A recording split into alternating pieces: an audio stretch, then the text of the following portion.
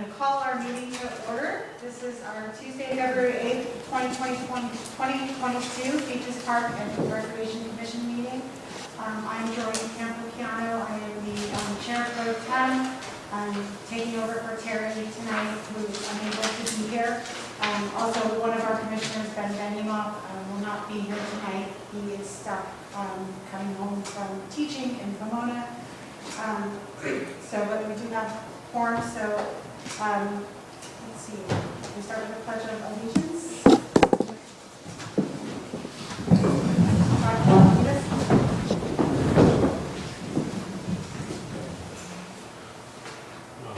Sorry. I pledge allegiance to the flag of the United States of America and to the republic for which it stands, one nation, under God, indivisible, with liberty and justice for all. Roll call, please. Commissioner Bandrick, Present. Commissioner Benyamoff, Commissioner Firestein, Here. Commissioner Hennessy, Here. Commissioner Washington, Here. Chair Pro Tem Campopiano, Here. and Chair Russo. Thank you, Miley. Okay, let's see. We have to go over looking on the same sheet. For the people that are speaking on San G, is that, that would be under public input because there's not. Yes. Okay, so we'll start, I guess, with a special presentation on the spring recreation programs.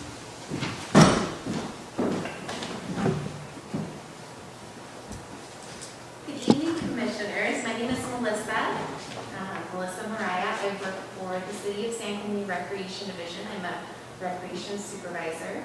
And Samantha has asked me to give you guys a little sneak peek at what we have to come. And you guys hear me?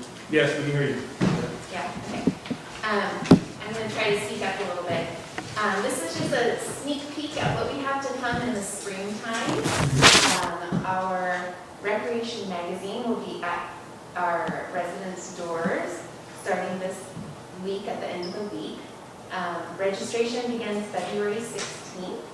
And this is a little sneak peek at our cover of our magazine with one of our fun events. And I passed out to you guys the flyer for the Kids Fishing Derby. This is a super fun derby that we've done. This is our 4th annual, and it's in celebration of San Clemente Day. This is our 94th year celebrating San Clemente. We'll have some face painting. There'll be an event t-shirt, some ocean characters, music, and prizes. And there'll be awards that the kids will get on the pier for biggest fish, most fish, smallest fish, most unusual, best catch. We have had 100 participants each year at this event, and that has been our max. We haven't been able to take more than that. And so this year we found a solution to that by the reason we couldn't accommodate more than that was because we didn't have more pools to give. So now we're like, okay, register with a pool for $5 or without a pool for $10. So now we're able to accommodate 200 kids on the pier. We already have registration going, so it should be really fun. Additionally, on that day, we do free recreation swim at the San Clemente Aquatic Center to celebrate San Clemente Day. So we encourage you to let people know that they can come and swim for free and take advantage of our beautiful facility. We have about 50 people that participate in this each year, and hope that they come out again this year. Another springtime event that we have coming up is for early childhood ages.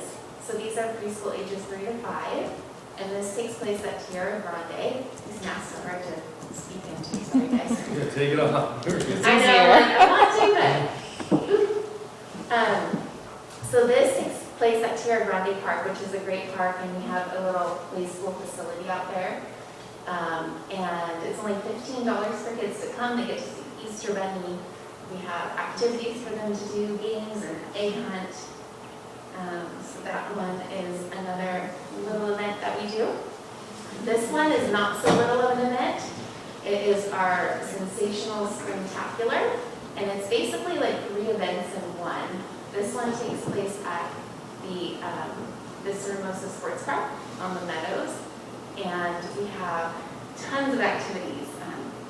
We have the Easter Bunny there, egg hunt, space skating, bubbles, train rides. It's super fun. That event takes place on the 16th and is a free event for people to come and attend with some small fees for some of the activities. Egg hunt is free. Easter Bunny visits are free. Within that event, when I say there's like 3 in 1, within that event we have our summer camp Palooza, and it's this really big tent that we put out. We invite all of our summer camp instructors to come out and talk about their program, answer questions people may have, and just kind of promote what's to come in the summertime. And we found this to be really successful because we do an early bird registration for those camps, and our camps are very popular. So as people go to the summer camp Palooza, they're able to get a stamp on their card for every booth that they go to. And if they go to all the booths that are, 8 booths or something like that, they get free entry to the Splashtacular Event, which would be the 3rd event that's taking place on the same day at the Aquatic Center. So this is a fun way for, like I said, for our instructors to answer any questions. The parents really like it because they feel like they know what they're getting into in the summer. And this is the Splashtacular Event, and we have the Snorkel Bunny, which is super popular and cute. The kids get to go underwater egg hunting, and this has been a fun event where we get, oh, by the way,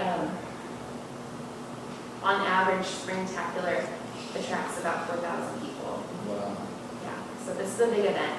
And then we estimated that the people within that event will come, and there's about 500 people that will kind of come and inquire about our summer camps. So about 225 of those people will go and swim. But it is a long day, and people really like to come and enjoy those events. We are busy in spring with events. Moving on to May 7th, we do a Cinco de Mayo Fiesta at the Maxburg Plaza Park. This event is really great because it has a lot of the cultural aspects that you can imagine for a Cinco de Mayo Fiesta. We have music, we have live animals, we have authentic food, dancing, slides for the kids, face painting, all the things. So this has been a really fun event that has happened for many years. And we average about 3,600 guests at that event throughout the day as well. And for our second annual Bike Safety Rodeo, we just started this off last year. May is Bike Safety Month. And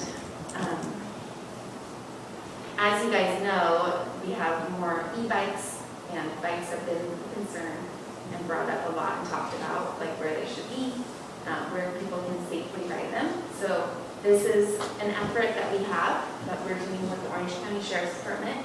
It's a free event for folks to come out and get that education that they need, and have them do some fun courses, some fun giveaways, encourage them to, check their bike helmet before they get on their bike, all those little safety tips and tricks. And last year was our first year. We had 85 attend, and it was a COVID time. So I'm hoping that our attendance is higher this upcoming year, but that was good attendance. Everyone pre-registered, and it was a really fun event. Also in the spring, we have our spring break camps. So everybody has spring break for their kids, and they're like, well, what do we do? Maybe their parents work. We have a whole bunch of options that we have through the recreation department for them to get involved in. Kind of listed some of them on the side there. But I mean, it's like robotics and Slimetopia and like active adventures. There's something for everybody. This I wanted to make you guys aware of. This is our SC social events. These are for our teens. This is for middle school. And we just launched this program at the beginning of this, I guess, at the end of last year. And as you can see with the pictures, the kids have a blast, and We're just trying to connect with that age group that can be kind of tricky to connect with. But we found that the events are a little more popular than some of the programs for them at this point because they just want to hang out with their friends. So our next upcoming one is the Battle of the Bands. We have 4 bands registered right now who are middle school, high school bands, and they're going to come out, play some songs, battle it out, and try to get an opportunity to be an opener for one of our beach concerts over the summer. So that's kind of the big prize. We have flashlight egg hunt in April and a field day festival in Color Run. So as you can see, we have programs for all ages. And I wish I had the guide to show you so you can see how many offerings we have, but we do programs for early childhood, youth, teens, adults, seniors. We serve everyone. These are just a few listings of some of the programs that we offer here at the Recreation Division and Aquatic Center. Swim classes have come back. We had to press pause on some of the swim classes for a little bit there during COVID due to staffing and things like that, but now we are getting back into it, and we are serving, we're going to be doing Saturday swim for 6 months to 5 years, starting this spring. We also offer city leagues during the spring. We have youth flag football, and we see about 350 participants in the spring. We have co-ed soccer, which we see about 9 teams per season. Adult softball leagues have about 36 teams per season, and that's, the men's and co-ed combined. And in addition to that, we have all these partner groups that also serve our community. So in the spring, we have San Clemente Girls Softball going, San Clemente Little League, Elite Soccer, KYSO. We have the Aquatics swim team out there as well. So as you can see, we have a lot of programs and things happening in the spring, and I wanted just to make you guys aware of all the things that we have going on and give you an opportunity to ask any questions about them if you have them. Thank you. Does anyone have questions on the commission? I just want to know the kids fishing derby. Do they fish at the end of the pier? Is that where they They fish? do. Yeah. I'm sorry? They fish at the end of the pier. Yes. Thanks. And we do have the mayor coming out and doing a welcome address to the kids. And we have Fish and Wildlife out there giving some safety tips and things like that as well. Should be fun. You should come on out. All I can say is nice presentation. Thank you. I'm sorry, I felt like I had a hard time breathing. Your eyes are smiling, we can see it. Okay, well, that's good. No, Very good. I appreciate everything that you went over, and my kids have participated in most of these events, so they're always fantastic. That's wonderful. Yeah. Thank you. I'm glad you did that. Thank you, guys. Thank you.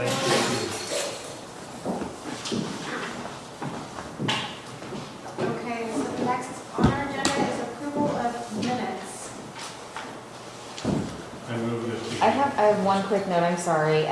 There's a typo on this. The Pledge of Allegiance was actually done by Doreen, not Carrie. So we're going to swap that out Okay, for the record. so do we have a motion to approve as amended with the pledge of allegiance? I move to approve as amended. Second. All right. Minutes are approved. Okay, on to I'm item sorry, did 3, we have a vote? public input. So I have 2 speakers. You're in? I'm so sorry. Hold on a second. Yeah, call the vote. Oh, sorry, all in favor? Aye. Any opposed? It's unanimous. All right, moving on to public input. Now we have 3 speaker cards on the subject of Sandy. So is it 2 minutes that we get? 3. 3 minutes to speak. The first we have Ruth Martin.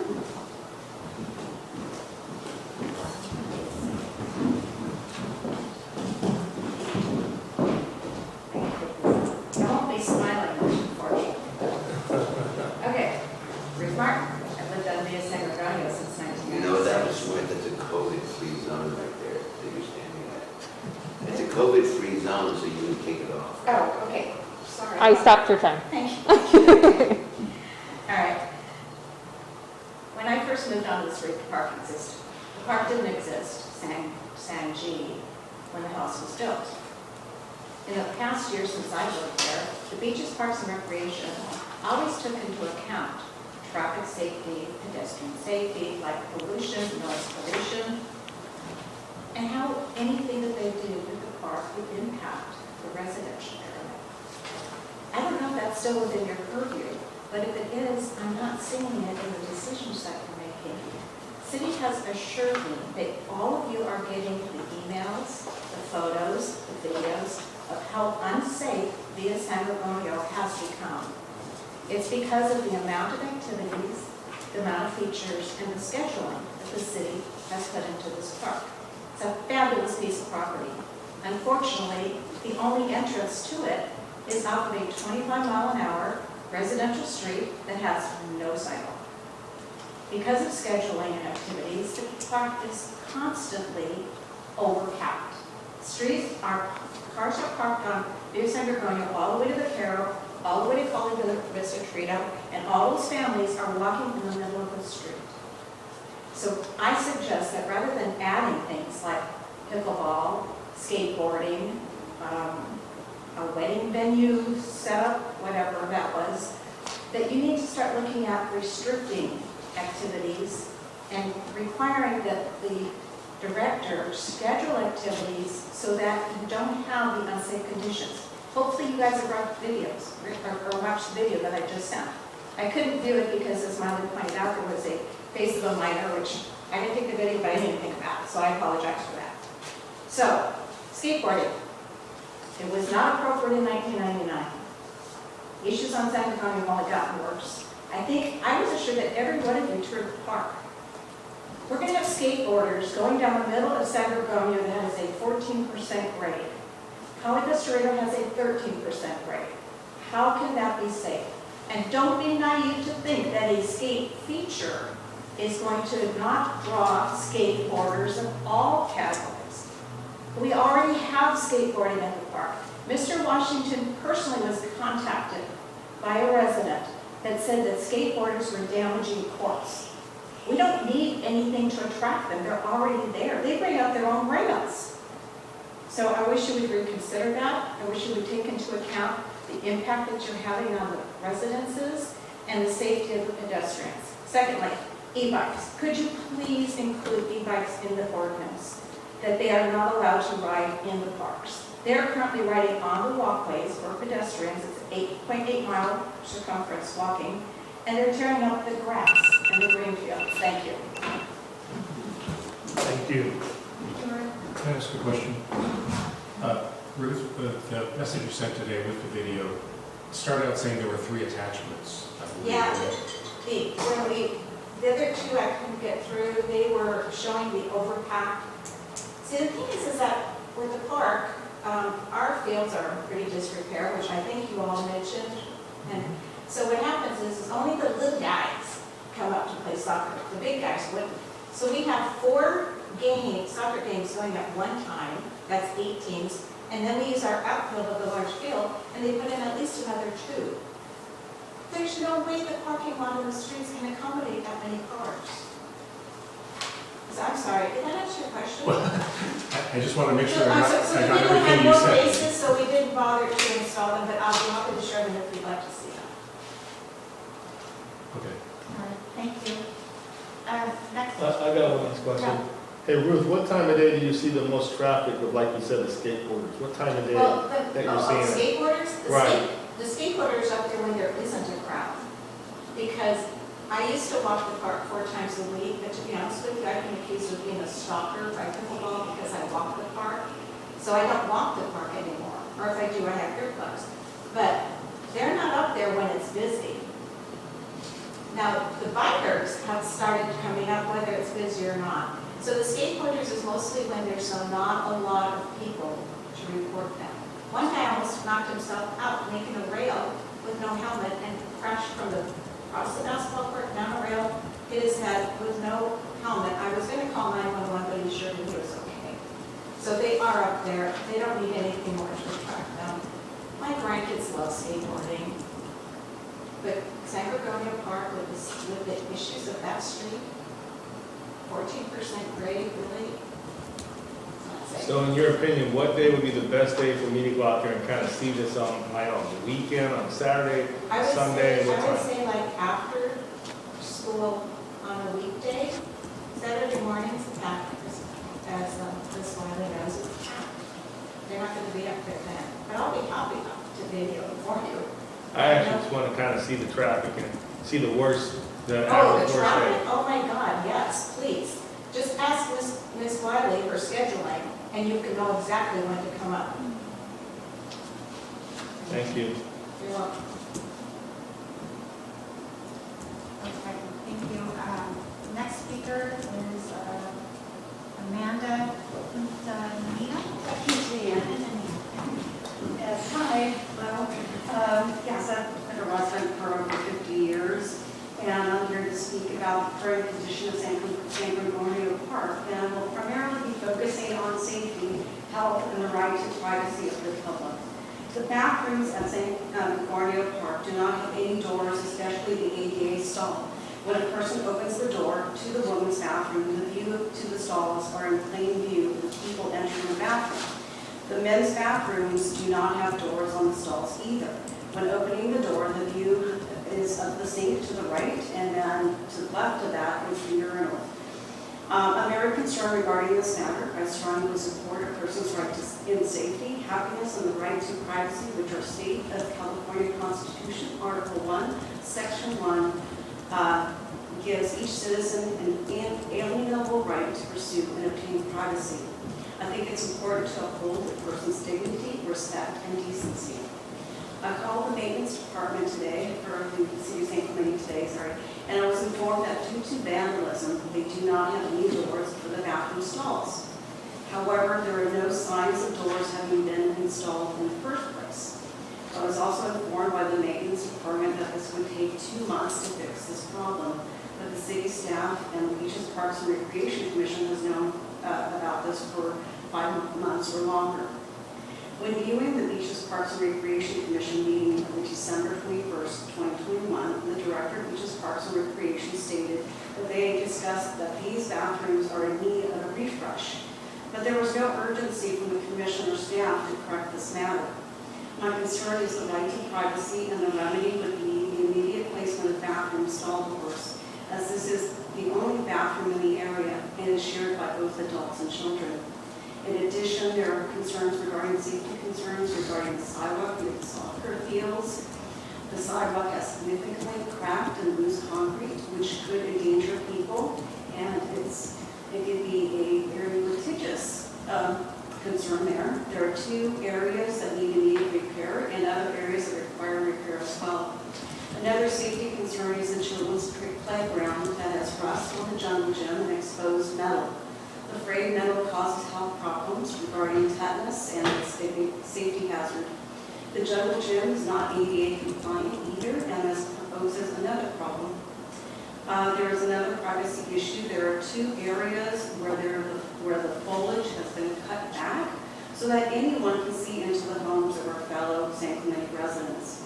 Picnic tables are filthy, and they are on uneven ground. And the batting cages are another concern. I don't know when the last time they were updated, but I wouldn't even go in there. There is a rusted electrical box, and I have no idea the condition of that is inside. Thank you. Thank you.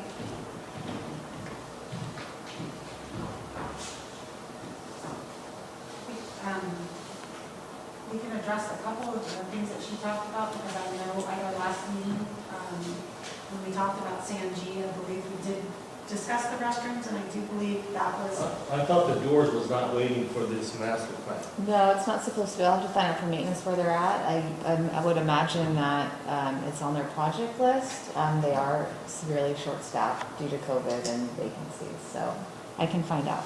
okay. Any volunteers to help install? Yeah, I mean, I think this has been a problem for many years. I mean, since I moved here, I've been complaining about it, and I think everyone has. So I agree with you, and, you know, so. Yeah, I think, as I remember, what really came out of the last meeting when we were talking about the master plan, that San G is the first park to look at before any other parks. We all were kind of in agreement with that. And so it's not happening as fast as everybody would want, I don't think, you know. But I know there are issues that we looked at all of them, you know, and unfortunately things go at a snail's pace sometimes. Well, the right to privacy should be, you know, paramount. It really is that and safety. No, Thank you. Next on our speaker list, we have Susan Ambrose.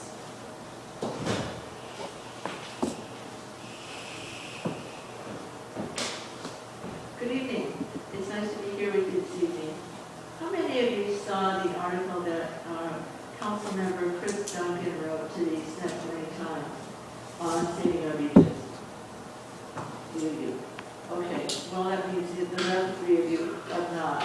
I'm going to take my 3 minutes and pick up some key comments in this letter because I, as the former chairperson of the Coastal Advisory Committee, was so delighted to read this article from him, and it's a good way to start the year in thinking that something hopefully can be done with people working together. So with that, I'm going to just start quickly to read this. I'm not going to read it all. I gave a copy to Mr. Washington at a city council meeting, and I know he forwarded it on to Doreen. So if you'd like a written copy, please ask Doreen. Doreen, do you mind copying that and sending it out to people if they like a written copy? Yeah, I can send it out. Okay. Can my time start now, please? Thank you. The beaches of San Clemente are a quintessential element of local life, providing breathtaking views, drawing customers to our local businesses, and affording daily respite and recreation to thousands. If we fail to protect our beaches, we risk losing not only our extraordinary quality of life, but our cultural identity, not to mention our economic viability. This is a point that I made so many times in addressing the City Council on the kinds of things that the Coastal Advisory Committee was doing. San Clemente is located at the top of a littoral cell that stretches from Dana Point to La Jolla in San Diego County. While wave action is not entirely predictable, the tides generally move from northwest to southeast, unfortunately carrying much of our sand with them over time. Ultimately, our lost sand is collected in a sink area located near the oceanside harbor. Many things contribute to our position as a sand donor. Heavy development along creek beds and coastal bluffs diminishes the sediment carried to the ocean, while drought conditions worsen this deficit. Railroad tracks, which seemed like a great idea 100 years ago, are now in the middle of bustling development and threatened by serious erosion, and that is a fact.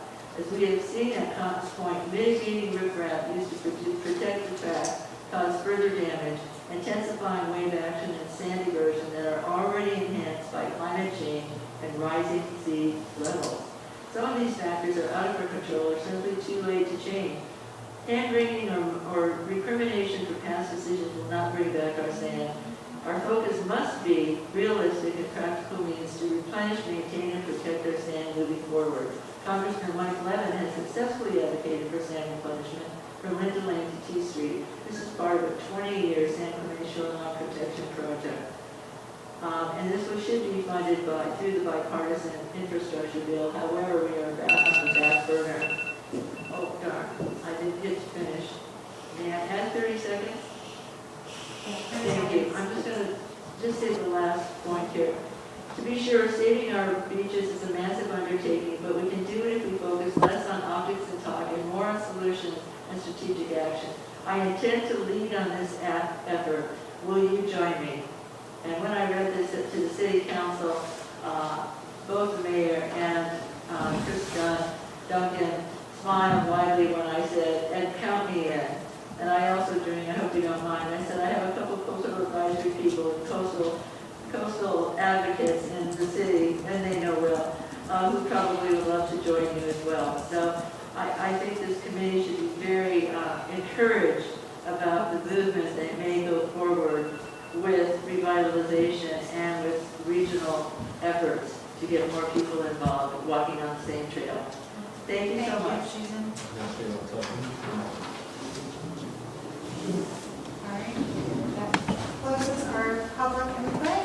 I think we can finish mine. Could I have 30 seconds also? Yes. All I all I want to ask is that people at the park don't have any idea what's coming. I'm asking that we post at the park where things are going to go. That's all, because the postcard that was sent out is not to the community that uses the park. I walk there, they have no idea what's coming there. So can we just have a little posting? I know that they're going to post for a mural on the pier, and this is affecting a whole lot of people. So we could post, hey, here's the 42 parking spaces that eliminated green space. Here's the skate feature. Here's my reports. People have no idea what's coming their way. Can't we just post it, please? This master plan, the master plan will be advertised as a public hearing, so it'll follow that protocol. I want to post it at the park. It will follow the public hearing protocol, and I'll find out if that's part of that protocol. Thank you. Because you're bringing it to the commission, to the council then, March 1st. and you're giving 30 days public notice? No, that's not how the public hearing notices work. I'm just reading the one that you have in your notes. I don't know what notes you're talking about. Public notice, 30 days. That's, I think, sent it to that's you. specific to public art. Every policy has a different protocol. So a public notice or a public hearing, is specific to the master plan. We will be advertising the master plan update as a public hearing, which means the city clerk distributes the notice to the media and the press, and it's distributed into the newspapers and things like that. And the email, I would appreciate it. And you're sending it to count the citywide, not just to 300. The public hearing, yes, is, if somebody's interested Thank in you knowing about a so public much. hearing, they would need to follow that. Thank you so much. Thank Yes.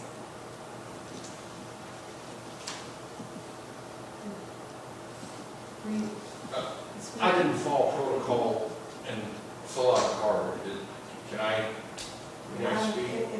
Yeah, we just need you to fill one out, because we haven't moved on yet. No. So go ahead, Miley, we'll start the time when you start talking, and then in the back, before you leave, we'll need the yellow card. Accurate. Yes, Okay, thank you. thank you very much. Certainly. My name's Raymond Johnson. Good to see you again, Coach. It's regarding Aquatics and the staff, the number of hours they're given, and I think we're all hoping that we're at the end, or at least going to normalcy in COVID. They eliminated for most of the lanes in Hermosa, the pool, reservations, and it appears to be working well, as it always did prior to COVID. There's 3 lanes that are now reserved up there. However, they still have all lanes under reservation requirements for Old Hanson. And what's happened there, and having been a swimmer for 16 years, and my wife and I buy our annual passes, I think now that we're at the end of this, or we all think it is, that they should eliminate the reservation requirement for Ole Hansen and allow more people to come in. They can share lanes now. They share lanes up at the big pool. They can share lanes down there. And also give the lifeguards more hours. From what I talked to them, I'm not going to say any names of them, but many of them would like more hours. Okay, I know there's been a staff shortage. There's been a lot of talk about how much the pay is compared to the open market as Starbucks, etc. But at least let's start eliminating the reservation requirement, and then more people will show up, in my opinion and my experience of being at that pool. Not to mention, I'm retired now, I'm getting up at 5:55 a.m. to go click on it. 6 a.m. is against my abilities that I once had. 5:53 for me, 2 minutes before you. Okay. So that's it. I'll fill out the card. Thank you for fitting me in without the protocol properly done. Thank you very much. Yes, there you are. With swimming, they're always, when sharing a lane, I hate to do it, when sharing a lane, people always staggered. You know, they would wait for a certain amount of distance and then start swimming because they wanted to give that amount of space, you know, for, you know, the rhythm of the swimmer. So I just wanted to mention that I was a swimmer there since I was a little kid. So thank you. All right. So I'm going to close public input, and we are going to move on to agenda item 4, current community activities and updates. A, recreation activities and events. You guys mostly just got a recap from Melissa of what's coming up. But if you guys have any questions on any of that, I'm happy to answer it. If there are any. More questions? You just removing from the presentation. That was just, you just said that for the recreation piece, right? Yes, so that's activities and events. Okay, no. All right, we'll move on to item B, environmental services update. So Cynthia Mallett is no longer with the city. So in that capacity, Dave Riebensdorf is the utilities director, and he will be assuming the role right now of managing all of the environmental or coastal issues in that role. What's his name again? Dave Riebensdorf. He's the utilities director. So they're currently navigating what that looks like for their operations. But if you guys have questions or any comments or concerns related to coastal issues that coastal advisory would usually opine on, Dave would be your point of contact. You're always welcome to email me, and I'm happy to try to connect you with him, or you know, if you want to set up a meeting, happy to do that. That's okay. I do want to say on his update, they did submit the jurisdictional runoff management program report, which is an annual submittal that goes to the county and the state. So they just submitted that last week, and they expect that goes to the Water Quality Control Board. So that's just kind of a routine submittal. They typically use a consultant for, so nothing really stuck out there. I was saying nothing raised your eyebrow. Nothing of concern on their end. So I would be happy to forward that report to the commission if that would be helpful. Yeah, it'd be good educational Sure. material. So I'll share that with the commission, and then we're also still working on getting the water quality and the testing numbers on the website as well, because I know that's another piece that's also very important, but should be public facing also. So. So I guess then commissioners did not get access to the data for the last couple months for the testing then? Yes, I'm trying to track that down. It's not in my area, but I know Dave, he's also trying to track it down. So as soon as I get the link live or I get any data, I will certainly share it with the commission. And then will Dave be representing them at the next commission meeting, or is that? Potentially, they're still kind of working through how to fill that role in that position. I think he would like to have an answer before April. Okay. Any other comments on environmental? No, I look forward to the report. Yeah. Okay, old business, I don't think we have any. We'll close that, move on to new business. Okay, so we're gonna talk about item A, consideration of public murals at end of pier concession facility. So thank you, Commission. This is a report coming to the Commission as part of the public art on public property process. This was a policy and protocol that was adopted by City Council a couple of years back that wanted to allow for public art to occur on public spaces, but they wanted to see that it went to the right bodies for review. And part of that process is coming to the Beaches, Parks, and Recreation Commission, as this commission typically opines on public spaces, parks and facilities, and restrooms or anything like that. So that is why it's being presented to the commission. It typically will also make a stop at the Design Review Subcommittee, which is part of the Planning Commission. It will be going to DRSC next week or the following week, one of those dates. So they also will give their recommendation, and kind of the last stop is the city council. With public art, it's important to remember that everybody has a difference of opinion of what art may look like, so we're not necessarily looking to critique the artwork, but we're looking to get the commission's support, and is this the right fit for this space, keeping that in mind. This same process happened with the mural that's on the Pure restroom door. There's that octopus that Pure Pride also donated, so that went through the same process. So there's 2 murals that are for consideration today. Pure Pride is a city partner, and they have generously supported the renovation of the end of Pure Snack Shack or concession building, and that project is being managed through Public Works, and they expect completion just before Memorial Day. There's 2 items. There's one on the south wall and one on the north wall, so there's 2 pieces of artwork that we're looking to get feedback on and or approval to move forward. Like the dory race and the mural sign? Yes, that's correct. I do want to point out that the mural sign that kind of identifies it as a snack shack is very much in concept. The artist is still working on fine-tuning what that will actually look like. The idea, though, being is to try to put some brand identity on the building. A lot of folks, if they're visiting the pier, might not even realize that there is a snack shack at the end of the pier, and there always has been historically. So this was to kind of draw that in.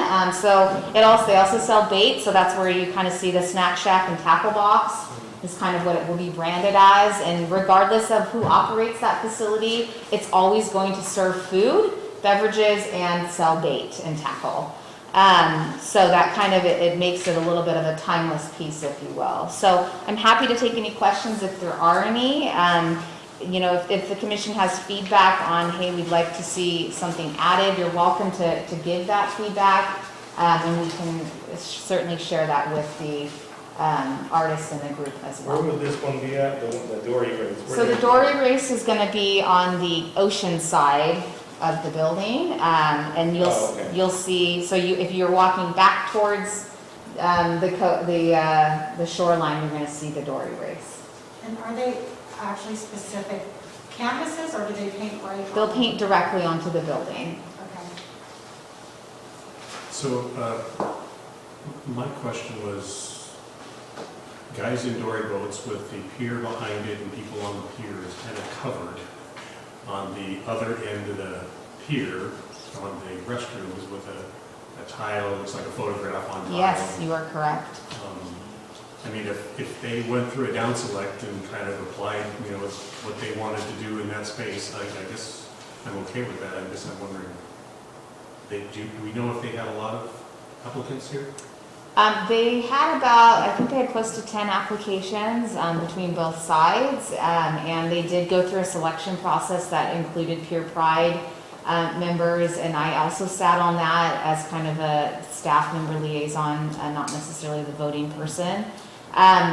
They did bring that up as a concern, so it's certainly fair to voice that concern by the commission that is this a duplicate of the same image that's projected on the base of Pure Restrooms. That's very keen of you to kind of point that out. Pure Pride felt like it was far enough away from the base of Pure Restrooms that it could be supported at the end of Pure Snack Shack. This was their justification. Well, you can't even see it when you're walking up the pier, right? No. Correct. At the end, you turn around, that's when you're going to see it. Yes. So I guess that was another question I had. It does face out to the ocean, it's kind of southwest, Yep. and it's going to have sun on it all day, every It day. will. And I noticed there was something in here about they will be able to cover it with protective coating. Is that for sun or is that for? That's typically for Graffiti. graffiti. There's a protective coating that they use on all of the utility boxes that are painted in town. There's a anti-graffiti coating, and it does have some level of protection from the sun, but our public art only is guaranteed for 10 years, and that is kind of a standard time for us. Our memorial benches are only 10 years. Nothing can really withstand the ocean elements. Even 10 years for this might be really difficult. Yeah, so then after 10 years, then does the process start again? And then new artists? Potentially, yes, that would be something that the city could decide if Pure Pride wants to initiate that, or maybe there's another local nonprofit that wants to initiate the call for art. The city doesn't have dedicated public art funding, so we typically lean into nonprofits who might want to fund that kind of adventure. And if it did start deteriorating before that 10-year period, there's no requirement to do that for 10 years, that if it starts going. Yeah, so they signed an agreement, and there's, and I'll use the octopus as an example. The artist did come down recently and touched it up, and then they did another anti-graffiti coating. So, our goal is to keep in touch with the artist. This is a local artist, so he's in town, which is helpful. So we would work to keep it up to the best of our ability, but constantly communicating to Pure Pride and the artists that this is where maybe there's some issues to manage their expectations. So there's nothing in writing saying at least for 3 years, touch it up, nothing? No, we do try to do an annual kind of graffiti coating, if you will. And is there a plaque that's adjacent to this that talks about the artist or the painting? Be part of it?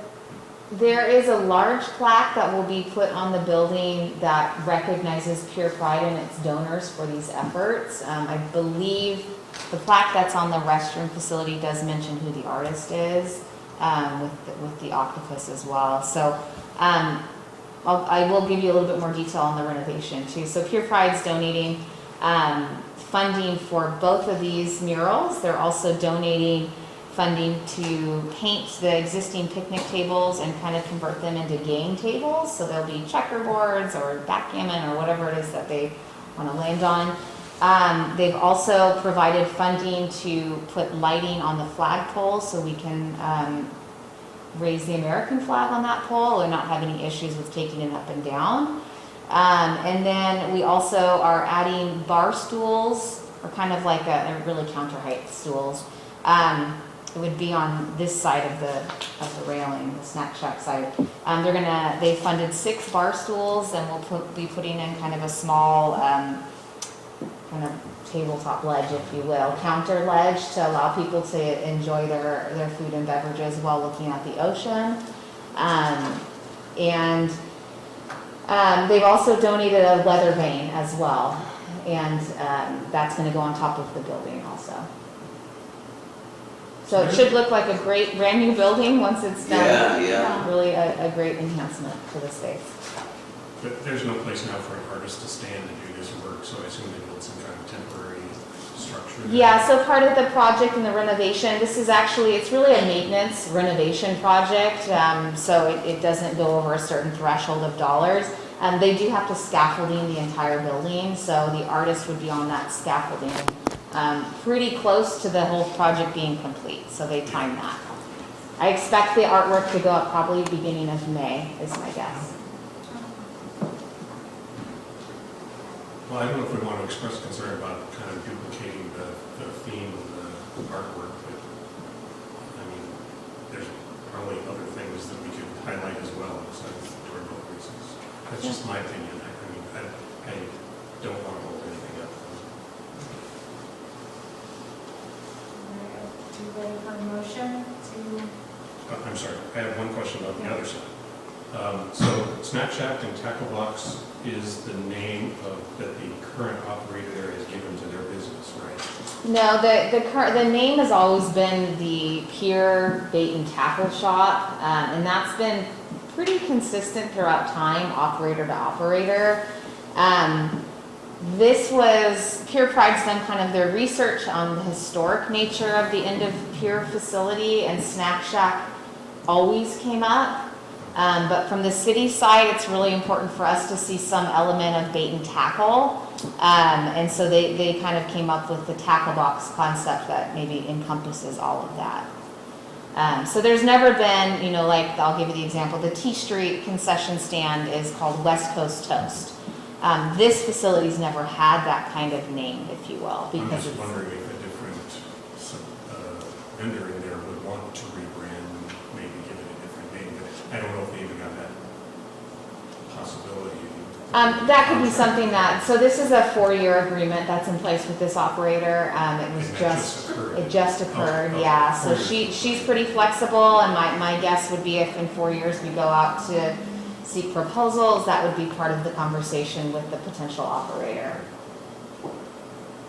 And they do still have a menu board on the front of the building that also can provide them an opportunity to brand their space as well.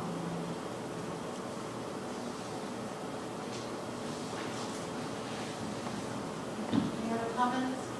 Questions? Just the front side, I mean, it looks great to me. I mean, that's, I can see where, I understand what you're saying about this. There could be another choice for the back side, but the front side's awesome. And I'm okay with the back side too. Right, the same way. So I'm happy to include those comments as we take it to design review subcommittee as well as the council. I would include those notes and feedback in the staff report.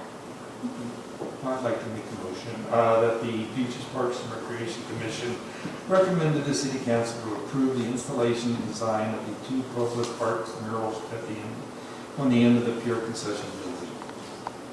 Second, Any comments on it? yes. Okay, all in favor? Can I, real quick, is there any way we can get like an agreement from the artist, like within a year or 2 years, if it becomes an eyesore for some reason? Sure. They will touch it up, add that to it, at least for a couple of years, Yeah. that they agree to that.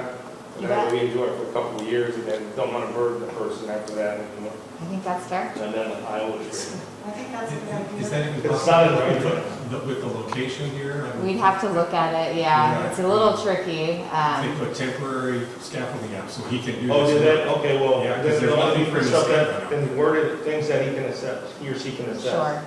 You know, Almost especially the one where you see, where you're walking Yeah, down, yeah, that yeah. one's, you're standing on the pier. Yeah. But the other one, you're not gonna really see it. That's fair, to at Okay, least have the right. opportunity to reopen the Right. conversation. Okay, Okay, okay. so I guess we need to remake the motion with Comments? comments about the redoing the painting, the duplication of artwork. And that was, is that it, those 2 things? Okay. We need to restate the motion? We already voted on the Are you- motion. Yeah, I think- you already said Okay, that. so we're good? Aye. We're good. Okay. The motion is unanimous. Okay, closing item 6, moving on to 7, communications, our beaches, park and rec director report. Sure, so thank you guys. I have a couple of updates and some feedback I wanted to give you all. Related to the master plan, that is going to go to the city council on March 1st. That's where it's scheduled for right now. And that would be their opportunity to review, give feedback or adopt, whatever that lands with them. Related to the work plan, I know the work plan that was passed to the council in October was approved. There's a couple of items that I know are of interest to the commission, including reservations, as we heard from one speaker this evening. And my anticipation is to bring a report back that at least allows the commission to give feedback on a reservation system, or have a conversation about should we be doing reservations at the pool, at other facilities. That could include tennis, that could include volleyball, basketball, pickleball, any court space, anything that could be reservable. That is not currently reservable. So we have a lot of spaces that are considered drop-in use, and a reservation system could allow for that or give other direction otherwise. So I intend to bring that back in April. The other item on the work plan was our youth sports partnership policy. We're a little short-staffed and strapped on projects, but I do intend to bring back that in the next couple of months. My guess is maybe towards June is my hope at this point. So we have, and Melissa mentioned it in her presentation, we have a number of sports partnerships that includes AY, so Little League, girls softball, the San Clemente Aquatics team, there's a couple other ones. They are all partners. That means that they get a discount on the use of their fields or their pool space. We have a partnership policy that's been in existence since 2015, and the process is very labor intensive. This commission has not reviewed a partnership application, but there are certain metrics that need to be met, including percentage of residents, total number of players, and so basically from the staff end, that looks like we potentially get a list of 1,000 players from Little League that staff have to go through and verify that they do live in San Clemente and they are a resident, because that then allows them to get a greater discount on field. So that said, that's kind of some background on the youth sports partnership policy review. I may seek in April to have the commission form a subcommittee to work with staff. I know that there's some commissioners that are very much in touch with youth sports and that process, so that would be something I would be bringing back in April as well. And then the other element is the fee study. We are in much need of an updated fee study and a fee schedule. Our last one was done in 2016. Our pool fees have not been updated until, or even before that. So that kind of folds into the conversation of aquatic staffing and salaries. As you all know, minimum wage has gone up. So all of our positions at least start at $15 an hour. And many of them are beyond that. But we are seeing an extremely competitive market related to hourly part-time staff. So when we increase fees, it's typically because there's also a cost on our end as well, and that would be staff costs. So you'll see that. My goal is to bring that back in the fall sometime. That's a pretty labor-intensive process, but I've got a new staff member starting in a couple of weeks to start that project. And then I do want to touch on aquatics as well. I know that is of a concern to a lot of our users and our residents, and certainly those on the commission as well. We have unfortunately had to cut back pool hours again. Monday is closed now at the beach club, so that's Friday, Saturday, Sunday, and Monday is closed now at the beach club. We have limited hours on Mondays as well. We've had to take away early morning hours on Monday, and then we are continuing to be closed in the middle of the afternoon at the Aquatic Center as well. Staff are preparing budgets, and we're going to be looking at if it's increasing salaries. That's the hope. All of this has to go to council for approval, of course, so there's that option. We're also looking at potentially seeing if we can give some better incentives to be a pool lifeguard. What does that mean? Again, we are competing. We know we're competing with the public sector, whether that's a coffee shop or an ice cream store. So we are keenly aware of that and know that we need to pivot a little bit on how we're recruiting, because that's impacting services at this point. So I'm happy to answer any questions related to So I was going to make sure I heard you correctly. So the pool aquatic center is closed on Monday, Friday, Saturday, and Sunday? The beach club is closed Friday, Saturday, Sunday, and Monday, yes.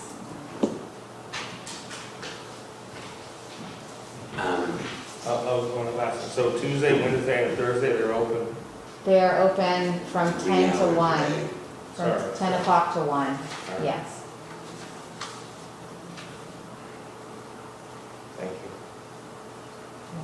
Thank you. I was wondering, would it be helpful if I,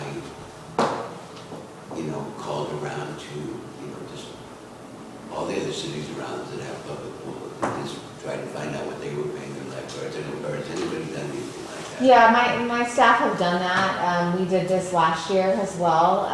The way the public sector works is it's typically done by what other agencies are doing. And I've heard from some of my colleagues in other cities that they're all going to be making some level of a play to try to increase their part-time hourly staffing salaries. But we probably won't see that right now. We won't see it until potentially July 1st, which is when other agencies' fiscal year starts as well. So we're aware of that, and myself and our aquatic supervisor have good relationships with folks in other cities that we're communicating back and forth. Are there similar problems in other cities? Yes, there's a nationwide lifeguard shortage. That's been the case for going on almost 2 years now. It's become a real problem. There's a nationwide shortage of swim instructors as well. And you know, from a Parks and Recreation standpoint, that's really hard to swallow, because that to me means we potentially could have unsafe kids, whether that's at our beaches or it's in our pools. Swim lessons are a fundamental foundation for particularly kids in San Clemente. Yes. When they are going to grow up around water. So it's a priority for my team to get that back online, but we're really limited based on how we can capture and recruit staff. So it's an ongoing problem. I did meet with the San Clemente Aquatic swim team, and they are on board to support our efforts however they can, knowing that they certainly capture a large majority of kind of that 15, 16-year-old, which we can hire at 16. But we know that parents are also, they want their kids to focus on school, and I value and appreciate that too. So it's a challenging balance. Now, the middle of the day closure is because we are very heavy on high school age staff. So they're in school from 1 to 3 o'clock. Yeah.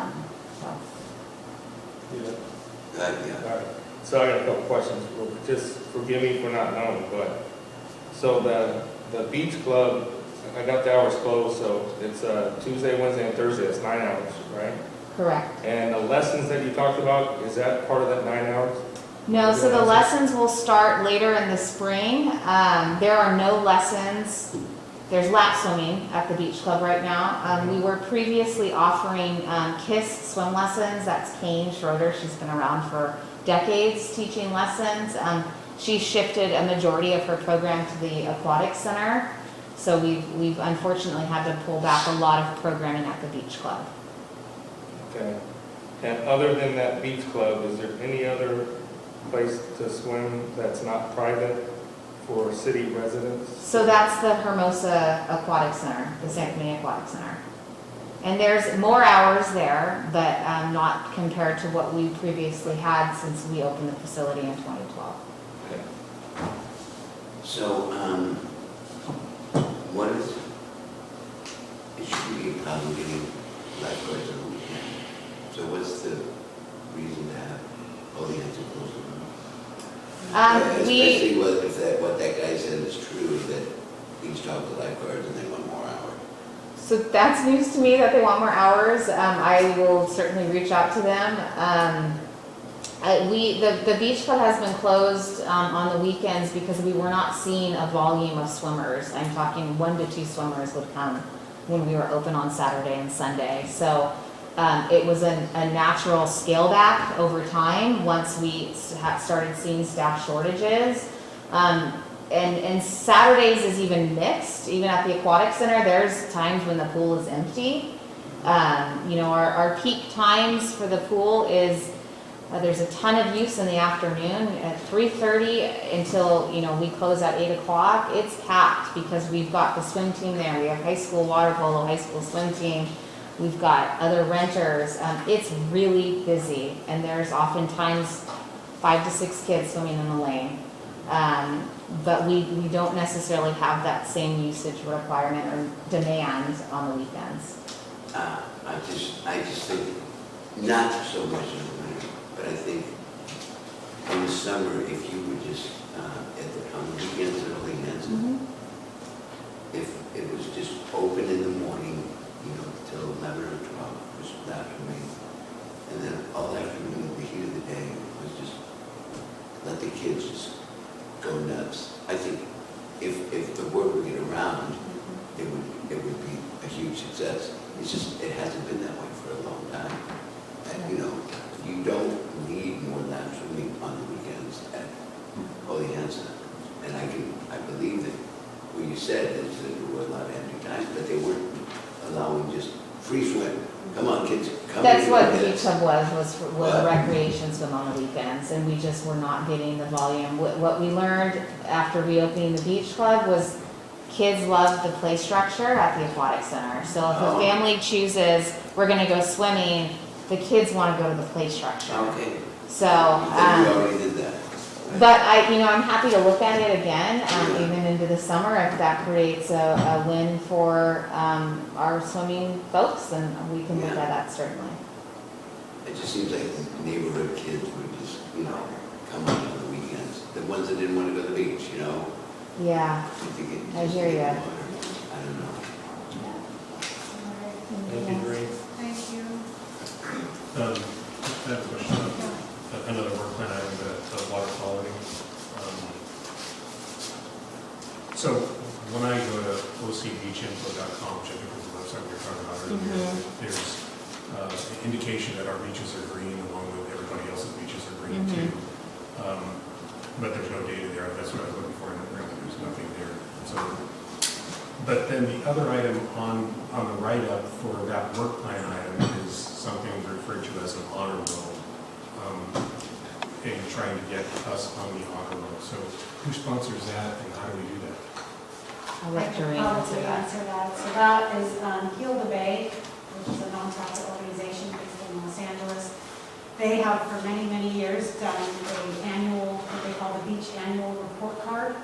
So they take all the water quality data and then they pretty much essentially give grades to your beaches. Your beaches can get an A, B, C, D, or F, depending on your kind of how you're doing with your water quality. And they have certain standards that are needed. So in the past, we've had a couple beaches that have received F grades, and then it will make the paper, and it just becomes something that, a city really doesn't want to have an F grade. And we've had problems with Kochi and here.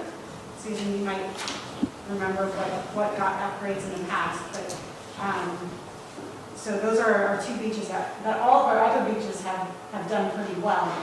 But what I was noticing on the beach report cards, that if you looked at the city of Newport Beach, for example, they had all of their beaches on the honor roll, and a lot of ours weren't really on the honor roll, and that had to do with we're not doing certain testing that they were looking for. I think it was like stormwater testing during wet weather, that if we did that, we would have more beaches on the honor roll, and it would show that most of the beaches in San Clemente actually are great, and we don't have a lot of problems. So that was something that I was looking forward to working on. And when that report comes out, typically the staff will come and present on it, okay.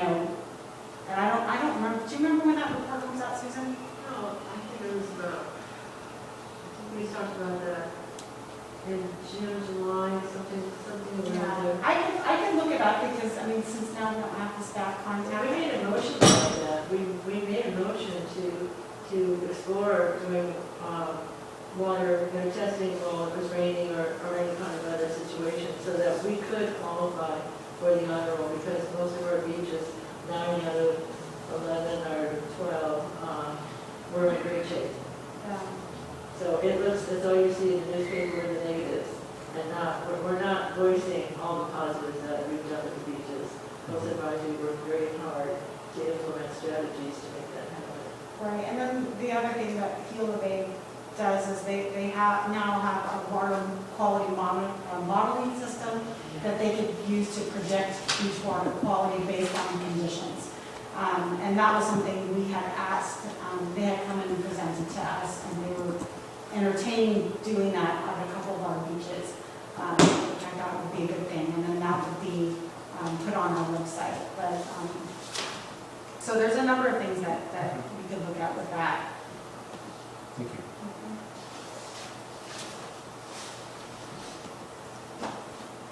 And I know too that there was some, as far as the environmental stuff, TMDLs were also on there, which would be, so maybe for our next meeting, we can get an update of if there's anything going on with those, because there was a number of things that Cynthia was working on with that.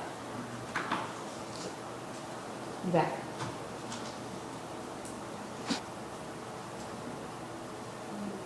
Any other questions? Okay, we'll close item 7 and moving on to 8, which is items from the commission. We'll start with the subcommittee reports. So the first one is the coastal items. So as a lot of you know, last meeting we formed a subcommittee, so it's myself, Ben Benioff, and Erin Washington. So we were on the coastal subcommittee. And from our last meeting, we've had one meeting with Susan Broder with OC Parks. We've got on the phone with her earlier this week and talked about an update to the Capistrano Beach project that she's been working on. So they're going to be doing some sort of living shoreline concept and doing restoration on Capital Beach. And they got federal money for that. And then we did learn that the local match is missing. They're looking for $4 million as a local match to implement the project. I believe it was a $12 million, because if you remember, $12 million project. And so that's missing. And so until that piece comes into place, they can't start the project. So that is an update on that. Wait, I'm sorry, we're talking about the beach nourishment project? Yeah, for No, not, that's different. no, That's different. that's different, Okay. that's different. Okay. And then, this is the Capital Beach project, which is OC Parks is heading that up, because they've had a lot of, that's where the flagpole is. They've actually had to move that back Yeah. and do some sort of retreat, just because they've been losing so much sand there. So, and she also has been starting her regional group, which is where she's trying to get all the stakeholders together and talking about, a regional plan for beach nourishment in South Orange County. They've had a very high-level, almost political meeting. Kathy Ward did attend that meeting for San Clemente. So, and they're hoping to have another meeting in the next couple months. And I said that we would be really interested in going and learning more and starting to talk to everyone about what they're doing. So we learned about that. We also heard an update from Mike Levin's office about the federal project, and I guess it did not, I think I sent in the paper. Yeah, that it did not make it into the infrastructure bill. So they, I thought it was separate money that the Army Corps had, and they didn't decide to fund it, but there's still an opportunity for the infrastructure. Is that correct, or I thought, am I mistaken there? I think from what Levin's office sent me, they said that it didn't make it in the infrastructure bill. That's what they wrote. Yeah, and that they were trying to do a separate governmental agreement that they would find out on February 15th, or mid-February, if they could secure funding another way, and they're actively pushing for that. So we'll probably have an update in a couple of weeks on that, but that's sort of unfortunate. And one thing that I've been saying is that, at least as part of the subcommittee, sort of relying on federal funding. And you can see the problems with this. We've been waiting for 20 years for the sand and the money. And that's only for, the first stage of the project. We're going to have to continually be waiting for money. So we really need to have a plan B or a local funding source that we continually get money for sand for our beaches, or our beaches are going to be toast. So that's something that we're going to try to advocate for as part of our subcommittee. And we got a request from Mayor Pro Tem Chris Duncan, and he wants to meet with our subcommittee tomorrow, 10:30. And we are going to go over some of our ideas with him. And then I created this that I just sent out to our subcommittee, and it's basically... Yeah, that's pretty nice. I like what you did. Yeah, so I did this today. So it's a San Clemente Beach Restoration and Climate Resiliency Roadmap, and I have a couple of ideas that I was going to share with the mayor, and I think if Mayor Pro Tem. And so if he likes this, then this could be maybe something I could bring into a committee meeting at some point, maybe in April, once I get feedback from my committee members. Yeah, so we'll see how that goes tomorrow. But a lot of the things I talked about, are going to be on here, and that we actually heard from City Council about getting someone at the city, a point person on these issues, doing feasibility studies, et cetera. So we'll probably see that. Well, if we do that, we just gotta make sure they really do it. I mean, we can't afford to keep hiring people and get nothing done. Yeah. But I agree. That is it from me as far as the coastal items. And then we have Courtney Sandcastle. I had a 5 o'clock Zoom meeting today with foundation members. And we were informed by our lawyer, and we had asked for to be officially disbanded as a charitable foundation, mostly due to the city council's last fall of recognizing an individual as a founder who was very objectable to the other members of the Courtney Sandcastle Foundation. So in the future, we can take Courtney Sandcastle off of our items. Okay, so that's enough of that one. Anyway, Peer Pride then. Last month we meted and voted in Aaron Washington and Steve Frondrak as new board members on the Peer Pride group. We have several things coming up, including the lighting of the flagpole on February 23rd, so hopefully people can get down there and see that. That's basically sponsored by the Sunrise Rotary on World Rotary Day, which would be nice. So, but Peer Pride will be there and support also. Yacht Rock, which is a very great, it's a wonderful experience if you ever get a chance to do that. Haven't announced the date yet, but it's we take a cruise out of Dana Harbor and cruises down toward the pier and have music and celebrations. Last time we had one, it was a Gilligan's Island revival type of thing, so it was fun. And Snack Shack, of course, was covered by Samantha already, and hopefully by Memorial Day and stuff, everything will be opened up over there and ready to go. And our next one we have down at the Castle of Monica, sponsor recognition on October 13th, excuse me. All right, that's mine. All right.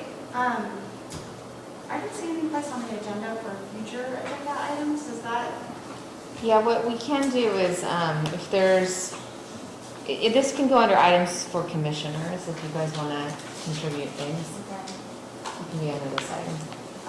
Yeah, because I definitely wanted to see if we could dig up the stuff that Cynthia had started on the water bottle refill stations at T Street, and see if we can get that moving again, because we really wanted to get a water bottle refill station on the back of the restrooms there, and a price, and then sort of put that out to Friends of San Clemente and some of our nonprofits to see if we could get that funded. Okay. So I'd like to see that. Is that for new business, what did you say was that? New? What? Well, I don't know if it's, I It's guess, not new because, but it was from a previous. right. So when you say that, I also want to follow up next time on what Samantha finds out about the doors on the restrooms at San G. Next time. I mean, we should have an answer waiting for them because we don't meet for another, 2 months? Mhm. And that's too long. I'll provide an update to the commission. I have a question on your guidance commission. Excuse me. It's regarding e-bikes on the beach trail. I know that there was a lot of discussion and some activity at the council level, but I'm just wondering where that stands right now because, I'm on the beach trail almost every day. Sure. I do see people riding their bikes, and I don't know if I should say something to them or not. My question really is, as we sit here right now, is that change in effect? Great question. So council did a second reading of the ordinance to ban e-bikes on the beach trail only. And that takes effect after 30 days of the second reading. So that's effectively March 1st, really, is when it could be enforced. I am currently organizing kind of an all-hands-on-deck meeting with our enforcement bodies. That would be code compliance, park rangers, marine safety staff, and sheriff's deputies, Orange County Sheriff's deputies, to see how that looks from an enforcement standpoint. Our goal is always, when we come up with a new ordinance, our goal is always to inform first. We want to take a friendly approach to make sure that our users are aware of the change in policy or municipal code. It is citable. There can be a ticket that is written if they're found to break this code. But so we'll be coming up with a plan to do some public messaging, some signage, and it's a big ask to, how do we properly message that to the public? So, we want all the enforcement bodies buying on that. They did leave, trails are still allowed on municipal trails, or bikes are still allowed on municipal trails. They talked about banning it, and then they actually pulled it from the ordinance.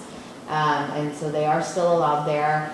They are not allowed on fields, or grass turf. This commission. All bikes or e-bikes? Not allowed. All bikes are not allowed on grass turf.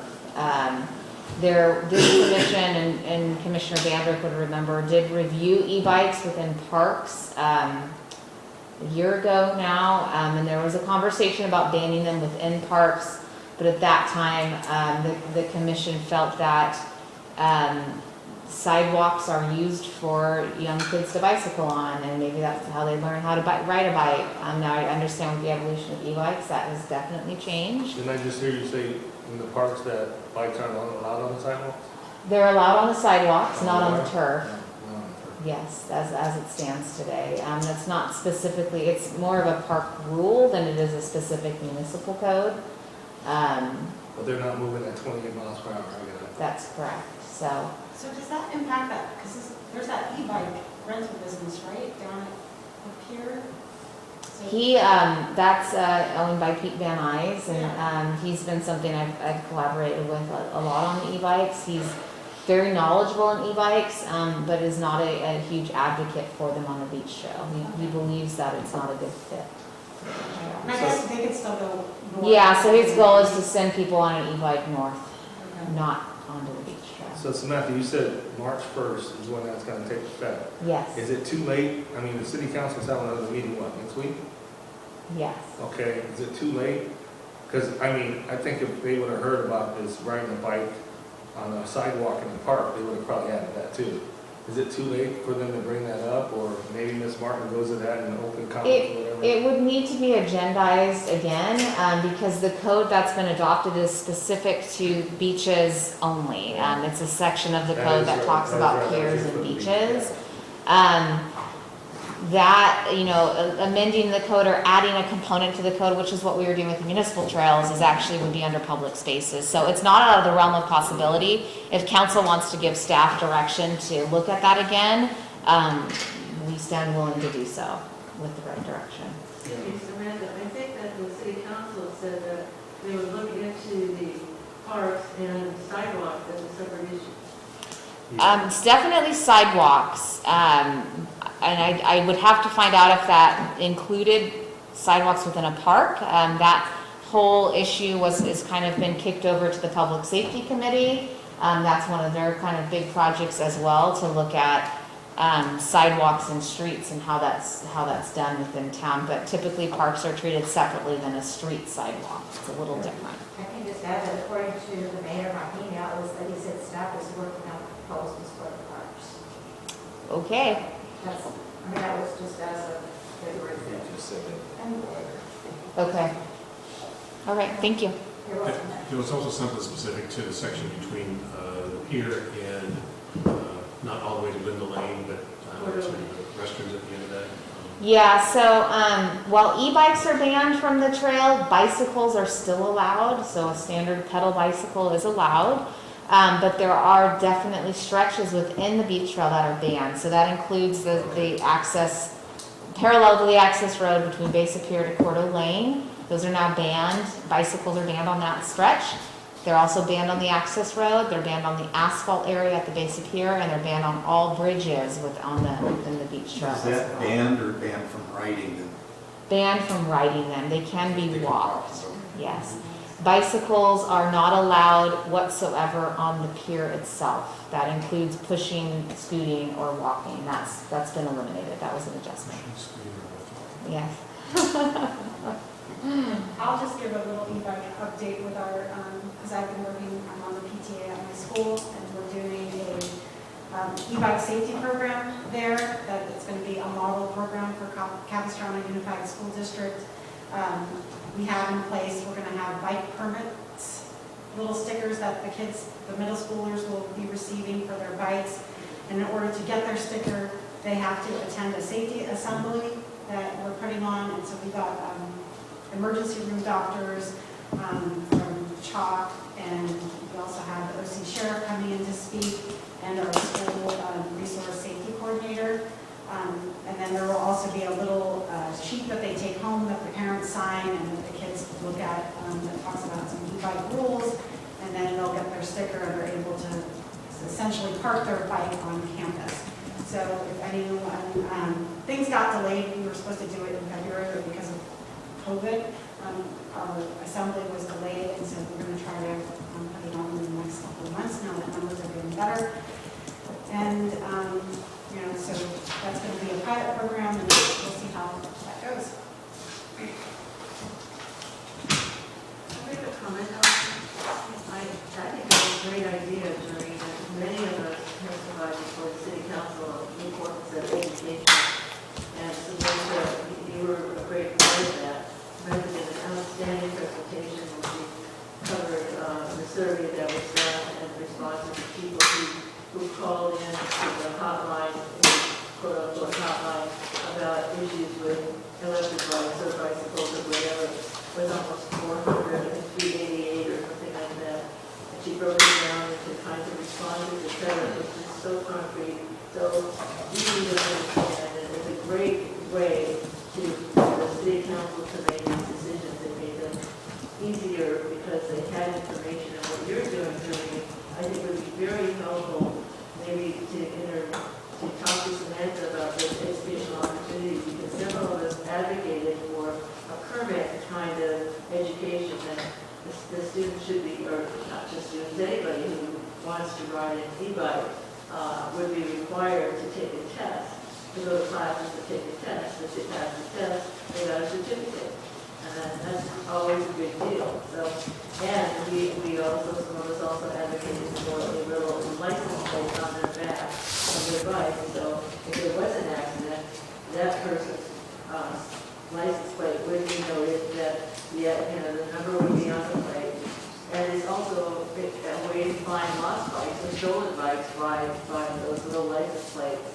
So I think people are thinking about that, taking it seriously. So all kinds of ranges. I don't know if you commented that on the council meeting, but there was quite a few people who offered information or suggestions about further education, even to the point where the city council acknowledged that as well. Okay. Well, I'll keep posted as we move forward, and I'm going to invite the city to attend the assembly as well. It might be a great representation at the right time to the city council.